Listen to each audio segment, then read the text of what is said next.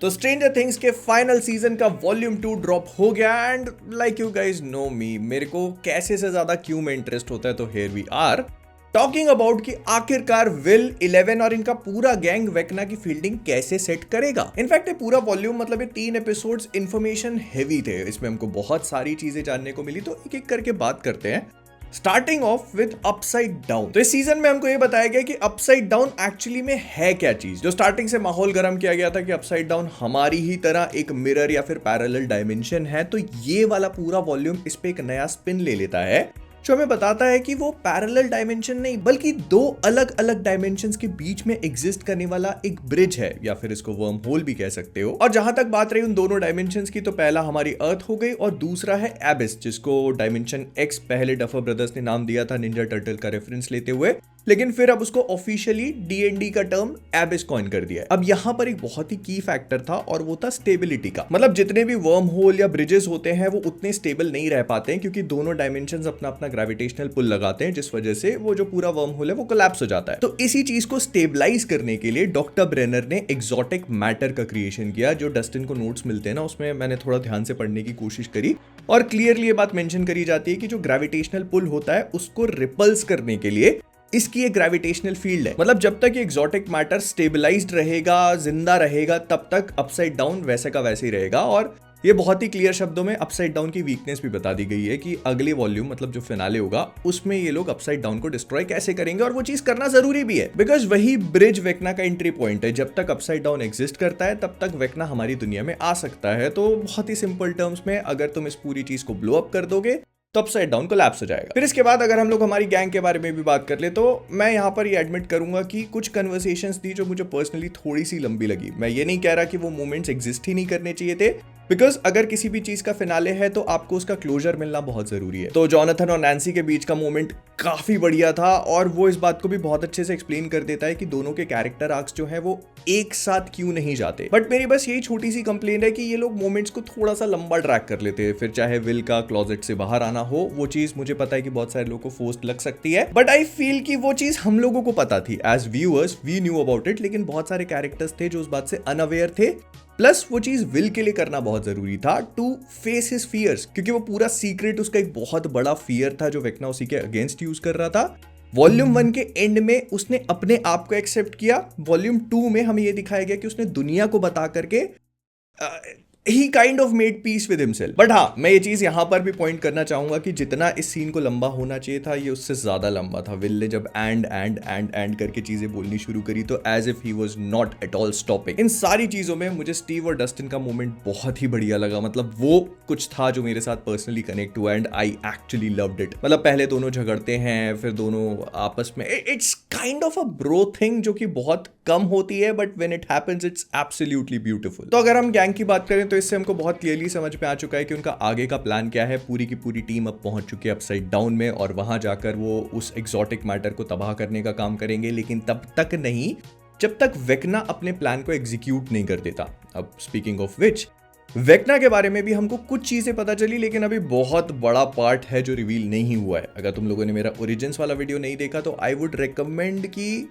रुक जाओ, एक आखिरी एपिसोड जो मूवी के फॉर्म में रिलीज किया जाएगा उसको देख लो, जस्ट एंजॉय इट, और उसके बाद जाकर के तुम वो वीडियो देख सकते हो जहां पर वेकना की काफी हद तक जो स्टोरी है वो हम लोग बात कर चुके हैं उस पर। बट हाँ, उसकी स्टोरी का एक बहुत ही छोटा सा पार्ट हमें देखने को मिलता है कि उस गुफा में क्या होता है। हमें एक छोटा हेनरी क्रील दिखाया जाता है जिसको देखकर तुम लोग ये समझ सकते हो कि वो पहले ऐसा नहीं था जैसा हम अभी इसको देखते हैं। हमें एक बच्चा हेनरी क्रील देखने को मिलता है गुफा के अंदर, जिसको देखकर तुम बहुत क्लियरली ये बात समझ सकते हो कि वो जैसा अभी है ना, एकदम अनएनिमेटेड टाइप का, बिल्कुल रोबोटिक, वैसा तब नहीं था। वो बातचीत करता था, वो एक्सप्रेस करता था, और सबसे बड़ी बात उसके पास कोई पावर्स नहीं है। उसको क्लियरली हाथ में गोली लगती है और अगर उसके पास शक्तियां होती तो वो वहीं पर उनका इस्तेमाल कर लेता, विच मीन्स कि हेनरी को अपनी पावर बर्थ से नहीं मिली। उस गुफा में क्लियरली उसके साथ कुछ ऐसा हुआ होगा जो उसके लिए एक बहुत ही बड़ा ट्रॉमा। और अगर तुम आगे की कहानी नहीं जानना चाहते, स्पॉइल नहीं होना चाहते, तो ये वाले टाइम स्टैम्प पे स्किप कर लो।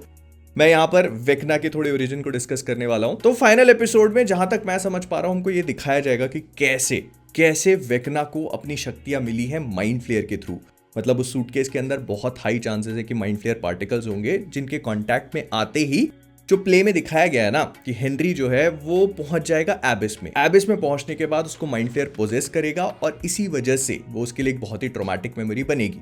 लेकिन यहां पर कुछ सवाल भी खड़े होते हैं। सबसे पहला तो ये कि अगर हेनरी नहीं माइंड फ्लेयर है, मतलब हेनरी को माइंड फ्लेयर ने पोजेस किया हुआ और इसी वजह से वेक्ना जो कुछ भी कर रहा है वो उससे माइंड फ्लेयर करवा रहा है, तो फिर उसको गुफा में जाने से डर क्यों लग रहा है? क्योंकि वो तो हेनरी के लिए ट्रॉमेटिक मेमोरी है ना, माइंड फ्लेयर के लिए थोड़ी ना। इनफैक्ट उसके लिए तो बहुत ही बढ़िया मेमोरी है क्योंकि उस मोमेंट पर उसे एक्सेस मिला दुनिया का। और इसके कॉन्ट्रडिक्शन में एक और क्वेश्चन खड़ा होता है कि अगर ये माइंड फ्लेयर नहीं हेनरी क्रील है तो उसके लिए एबिस में जाना एक बहुत ही ट्रॉमेटिक मेमोरी थी।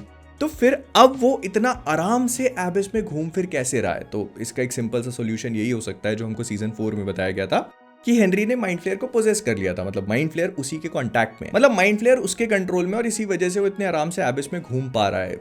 I mean this could be either one of those, लेकिन बहुत हाई चांसेस ये हैं कि हमको फिनाले में पता चले कि सब कुछ करने वाला माइंड फ्लेयर था।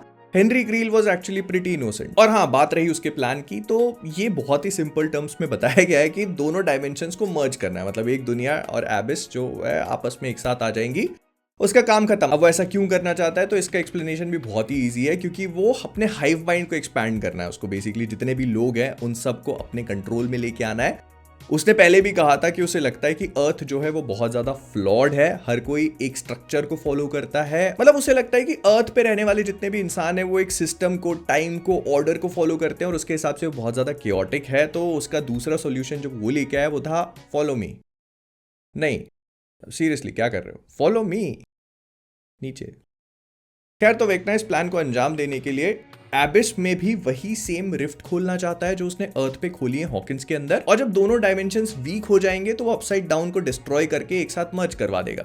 सिंपल। तो हमारी गैंग इसी चीज का वेट कर रही है कि जैसे ही एबिस और हॉकिंस मतलब अर्थ आसपास आने लगेंगी तो उस मोमेंट पर 11 जो है वो वेक्ना की बॉडी को सीज करेंगे, मतलब उसको वहीं पर रोकने की कोशिश करेंगे, और बाकी गैंग जो है वो एक्सोटिक मैटर को डिस्ट्रॉय करेगी, जिस वजह से अपसाइड डाउन खत्म होगा और साथ में शायद वेक्ना भी। फिर अगर इस बारे में बात करें कि हमारे गैंग या जो मेन कैरेक्टर्स हैं उसमें से किसकी डेथ होगी, तो I will be very honest, मुझे ऐसा लग रहा था कि इन 3 एपिसोड्स में से कोई ना कोई मेन कैरेक्टर या कैरेक्टर्स मर सकते हैं, स्पेशली तब जब डफर ब्रदर्स ने खुद बोला था कि ये काफी डार्क क्रिसमस होगा। भाई सबके पास प्लॉट आर्मर है, everyone, every single one. But हाँ, अगर फ्यूचर की बात करी जाए तो हमको ऐसा दिखाया जा रहा है कि 11 जो है उसका फ्यूचर काफी डार्क है, क्योंकि उसका एग्जिस्ट करना ही एक बहुत बड़ी प्रॉब्लम है। डॉक्टर के जो है वो उसके ब्लड का यूज करेगी 11 और उन्हीं की तरह और भी सब्जेक्ट्स बच्चे पैदा करने के लिए, जो हेनरी के साथ भी किया था डॉक्टर ब्रेनर ने। हमको पहले बताया गया था कि नहीं कोई सीरम वगैरह था, but it was actually Henrys blood. तो 11 क्योंकि हेनरी से बहुत ज्यादा क्लोज है तो इसी वजह से वो उसके ब्लड का यूज करना चाहते हैं, जिस वजह से 11 का एग्जिस्ट करना ही एक बहुत बड़ी प्रॉब्लम है। तो काली उसको आइडिया देती है कि देख तेरा जिंदा रहना सही नहीं है, तो 11 कहते ठीक है अपन लोग अपसाइड डाउन में जब होंगे, जब वो डिस्ट्रॉय हो रहा होगा तो वहीं रुक जाएंगे।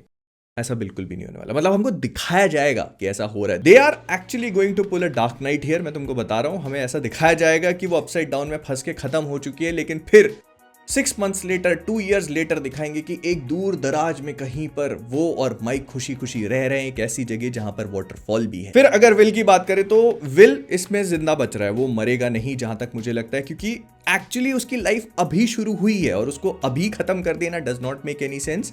वेक्ना और उसकी पावर कनेक्टेड है, मतलब जैसे ही वो अपसाइड डाउन या पूरा ब्रिज है वो कोलैप्स होगा, वेक्ना मरे चाहे नहीं मरे, विल की पावर्स जो है वो खत्म हो जाएंगी, क्योंकि वो वेक्ना से कनेक्टेड है। क्योंकि अब दोनों के बीच में कनेक्शन नहीं है ना, तो विल एक नॉर्मल जिंदगी जीने की कोशिश कर सकता है। बात रही स्टीव, डस्टिन, जॉनथन, नैन्सी, इन लोगों की, नैन्सी और जॉनथन नहीं मर रहे, ये बात भी क्लियर हो चुकी है। स्टीव और डस्टिन में मुझे डस्टिन के मरने के चांसेस ज्यादा लगने लगे हैं भाई। एक्चुअली सच बताऊं, मुझे लगता नहीं कोई मरेगा। जिस हिसाब से इन लोगों ने पूरी चीज दिखा, अगर उनको मारना होता ना लोगों को, तो वो यहीं से शुरू कर देते। आई मीन हैरी पॉटर को देख लो, उसके फिनाले में तुमको शुरू के 10 मिनट में एक डेथ देखने को मिल जाती, you know shit is getting serious.